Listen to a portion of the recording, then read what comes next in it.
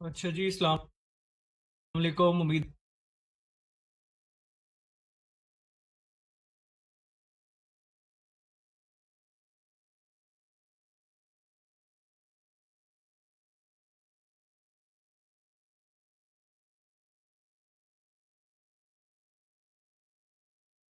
अच्छा जी, अस्सलाम वालेकुम। उम्मीद है आप सब खैरियत से होंगे। स्क्रीन आपके साथ शेयर हुई भी है। पीपीटी आपको नजर आ रही है सबको?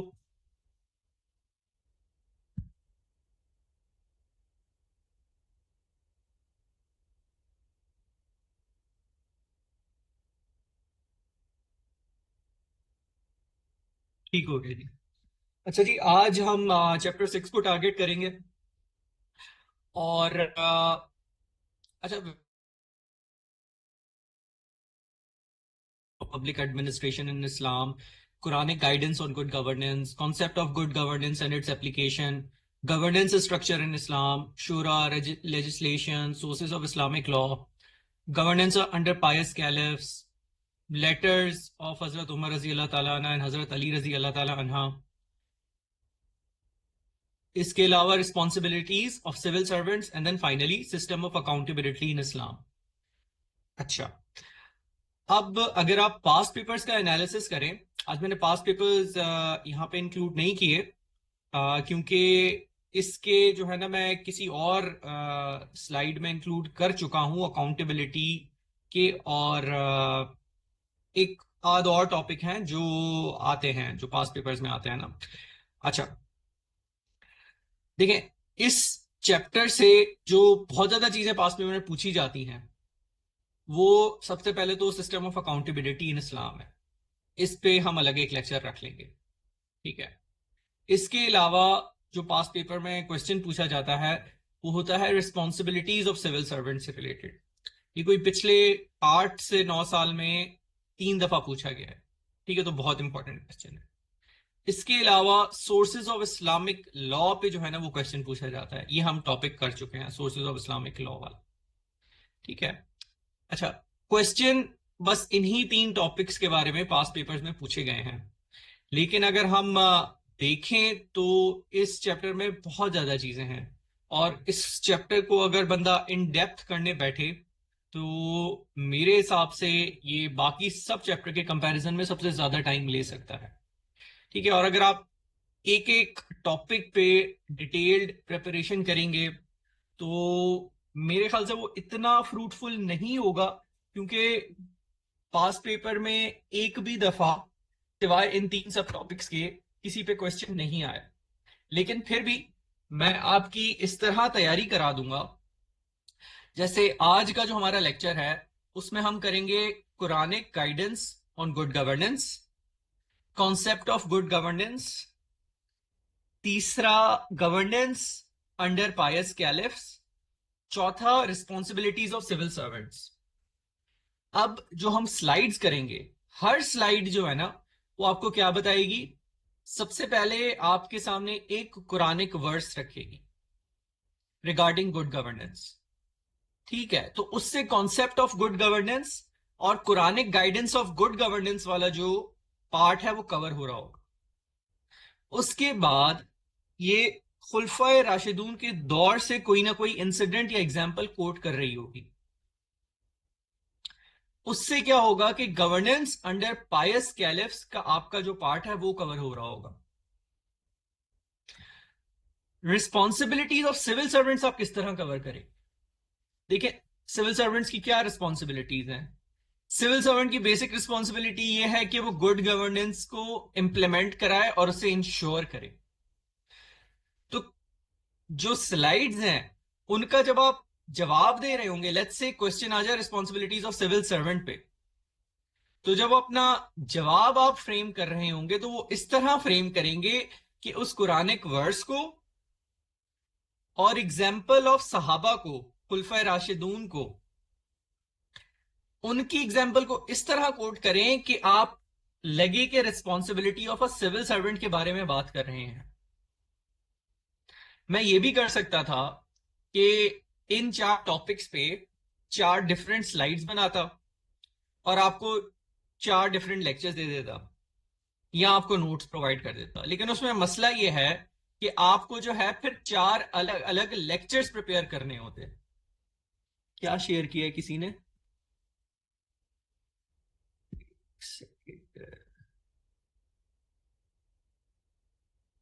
Administration and highlight responsibilities of civil servants, highlight concepts of public. हाँ, ये शायद पास्ट पेपर किसी ने शेयर किए हैं, तो देख लें आप। 2016 में सिविल सर्वेंट्स की रिस्पॉन्सिबिलिटीज पूछी गई हैं, 2018 में सिविल सर्वेंट्स की रिस्पॉन्सिबिलिटीज पूछी गई हैं, और अकाउंटेबिलिटी का मैंने बताया था आपको सवाल जो है ना, इसके अलावा आ रहा होता है। अच्छा, मेरे हिसाब से ना 3 दफा शायद ये सवाल पूछा गया है, इसमें 2 दफा शो हो रहा है। हाउ कैन द अकाउंटेबिलिटी, हाँ, right a note on the responsibility and accountability of public office holders. इसमें भी सिविल सर्वेंट्स की रिस्पॉन्सिबिलिटीज पूछी गई हैं। तो जैसे मैंने आपको अभी थोड़ी देर पहले बताया कि 3 दफा सिविल सर्वेंट्स की रिस्पॉन्सिबिलिटीज पूछी गई हैं आपसे पास्ट पेपर में इन द लास्ट 8 years, और बाकी अकाउंटेबिलिटी पे सवाल आया है। और इसके अलावा सोर्सेज ऑफ इस्लामिक लॉ पे अलग अलग तरीकों से सवाल आ चुका है। ठीक है, तो ये 3 टॉपिक्स हैं जिन पे पास पेपर्स में सवाल आए हुए हैं, और ये किसी ने कमेंट्स में शेयर किया, आप देख सकते हैं। अच्छा, मैं इसको बंद करूं, कैसे होगा? हाँ, ठीक है, थैंक यू यार उसामा, आपने शेयर कर लिया। अच्छा, तो मैं फिर से उस बात पे आता हूं। मैं इस लेक्चर को इस तरह भी प्रिपेयर कर सकता था कि आपके लिए 4 अलग टॉपिक्स प्रिपेयर करता, लेकिन वो वाली बात जो होती है ना हार्डवर्क वाली, वो हार्डवर्क तो हो जाता, लेकिन वो स्मार्ट वर्क नहीं होता। जब हमने पहला लेक्चर अपना लिया था, तो उसमें मैंने आपको बताया था कि हमारी कोशिश ये होगी, और कल के भी कुछ आपने टॉपिक्स में देखा होगा कि हमने जब बातें की हैं तो हम पुरानी चीजों को रेफर कर रहे हैं, ताकि रेपिटेशन हो, ताकि आपकी मेहनत कम से कम लगे। ठीक है, तो ये वाला जो चैप्टर है ना, ये वाली जो प्रेजेंटेशन है, ये आपके 4 टॉपिक्स को कवर कर रही होगी। रिस्पॉन्सिबिलिटीज ऑफ सिविल सर्वेंट्स को फुली कवर कर रही होगी, गवर्नेंस अंडर पायस कैलिफ्स को फुली कवर कर रही होगी, Quranic guidance on good governance को फुली 100% कवर कर रही होगी, concept of governance and its application को भी कुछ हद तक कवर कर रही होगी। ठीक है, सिस्टम ऑफ अकाउंटेबिलिटी को भी कुछ हद तक कवर करी होगी, लेकिन अकाउंटेबिलिटी पे हम अलग से एक डिस्कशन रखेंगे। ठीक है,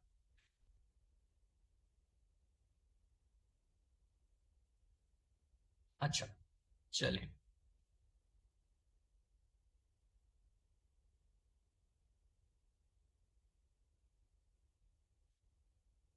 सबसे पहली हमारी जो स्लाइड है वो है रिगार्डिंग अपहोल्डिंग जस्टिस। अच्छा, अब आपके पास अगर सवाल आता है एग्जाम में कि concept of good governance explain करें इन लाइट ऑफ कुरान, ठीक है, तो आप क्या इस स्लाइड को इस्तेमाल करते हुए उसका आंसर दे सकते हैं? जी बिल्कुल दे सकते हैं। आप क्या करेंगे? आप होल्डिंग जस्टिस की हेडिंग डालेंगे, आप सूरह अल मायदा की आयत नंबर 42 कोट करेंगे, उसके बाद आप हजरत उमर रजी अल्लाह ताला अन्हा की जो यहाँ पे एग्जाम्पल दी गई है वो कोट करेंगे, और आपका जो है वो एक पैराग्राफ अटेम्प्ट हो जाए। अगर सवाल आता है कॉन्सेप्ट ऑफ गवर्नेंस पे, ठीक है, तो कॉन्सेप्ट ऑफ गवर्नेंस में ना असल पे एक अलग से सवाल नहीं आएगा, वो किसी का पार्ट होगा। ठीक है, तो आपने उसमें ये गवर्नेंस बताएं, या गवर्नेंस अगेन ये पूछा जा सकता है कि गवर्नेंस किस तरह बेहतर हो सकती है, इस तरह बताएं। अगर इस तरह का भी सवाल आता है तो क्या आप इसको यूटिलाइज कर सकते हैं? हाँ जी, बिल्कुल कर सकते हैं। हमारे पास जस्टिस एंड गवर्नेंस से रिलेटेड आयत भी मौजूद है, और खुलफाए राशिदून की हमारे पास एक एग्जाम्पल भी मौजूद है। अच्छा, अब अगर सवाल आता है जो हमारे एक और सब टॉपिक था, governance under the pious caliphs.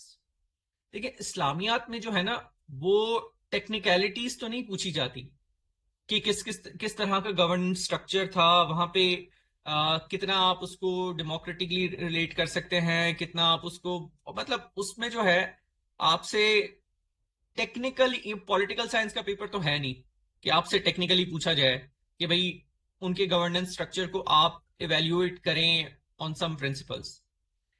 इस्लामियात के आप सवाल देखेंगे, उसमें इस तरह के सवाल होते हैं कि पता चले कि क्या आपको कुरानिक वर्सेस की नॉलेज है, क्या आपको सुन्नत की नॉलेज है, क्या आपको इस्लामिक हिस्ट्री की नॉलेज है। इस तरह आपको जो है ना वो जज किया जाता है। तो जब आप governance under the pious caliphs बता रहे होंगे, तो आप उसमें ये बता सकते हैं कि पायस कैलिफ्स ने इस तरह का सिस्टम रखा जिसमें इंश्योर की गई कि जस्टिस अपहोल्ड हो। अच्छा, अब इसी तरह क्या आप इस चीज को रिस्पॉन्सिबिलिटीज ऑफ सिविल सर्वेंट में कोट कर सकते हैं कि सिविल सर्वेंट की क्या रिस्पॉन्सिबिलिटीज हैं? उसमें upholding justice is a prime responsibility of a civil servant. ठीक है, अब उसमें आप एग्जाम्पल क्या देंगे? जाहिर सी बात है, अगेन वही बात है ना, ये करंट अफेयर्स का पेपर है ना पाकिस्तान अफेयर्स का पेपर है ना ऐसे है ये। ठीक है कि आप जो है ना वो कोई इंडेक्स कोट कर दें, यूनाइटेड नेशन की कोई बात कोट कर दें, क्योंकि ये इस्लामियात का पेपर है। तो अपहोल्डिंग जस्टिस में आप कुरानिक वर्ड्स कोट करेंगे, आप हदीस कोट करेंगे, या आप खुलफाए राशिदून के दौर में से कोई भी एक एग्जाम्पल कोट कर देंगे, तो आपका ये बहुत अच्छा पैराग्राफ अटेम्प्ट हो जाएगा। क्यों? क्योंकि आपने इसमें दो दो रेफरेंसेस दिए हैं, कुरान का भी रेफरेंस दिया है, आपने इसमें इस्लामिक हिस्ट्री से एग्जाम्पल भी दी है which is related to governance. ये बात क्लियर हो गई। अभी हमारे पास 10 से 11 स्लाइड्स हैं, 10 से 11 स्लाइड्स, हर स्लाइड में जो है ना यही पैटर्न फॉलो हुआ हुआ है कि आपने कुरानिक वर्स कोट की है, मैंने कुरानिक वर्स कोट किया, और उसके बाद जो है ना इस्लामिक हिस्ट्री जो कि खुलफाए राशिदून के दौरे गवर्नेंस से रिलेटेड है। ठीक है, अब ये सारी, ये जो दोनों बातें हैं, ये आपके चारों जो सब टॉपिक्स हैं उनको कवर कर रही हैं। उसके अलावा भी काफी सारी चीजें, जैसे सोशल जस्टिस का टॉपिक आ जाता है, जैसे जुडिशरी का टॉपिक आ जाता है, जैसे अकाउंटेबिलिटी का टॉपिक आ जाता है, उनको भी कुछ हद तक कवर कर रही होंगी और इनको आप वहां भी यूटिलाइज कर सकते हैं। लेकिन ये चार टॉपिक तो, एक टॉपिक थोड़ा बहुत हिट हो रहा है, बाकी तीन तो 100% हिट हो रहे हैं। ठीक है, तो ये हम पैटर्न रखेंगे। और आप जो है ना, मतलब मैं आपसे ये एक्सपेक्ट करता हूं, या किसी भी एक अच्छे एस्पायरेंट से ये एक्सपेक्ट करता हूं कि उसको जब मेन सोर्स मिल जाए, ठीक है, क्वेश्चन तो किसी भी पैराए में पूछा जा सकता है ना आपसे, सीएसएस में किसी भी पैराए में पूछा जा सकता है। लेकिन अगर आपकी बेसिक्स स्ट्रांग है और कॉन्सेप्ट क्लियर है, बेसिक्स ये जो आपके सामने स्लाइड पे नजर आ रही है, इन पे आपको कमांड है और कॉन्सेप्ट क्लियर है, फिर उसको आप जिस पैराहे में सवाल पूछा जाए आप उसको मोल्ड करके उस पैराहे में ले जा सकते हैं। ये आपका मतलब ये ट्रिक होती है।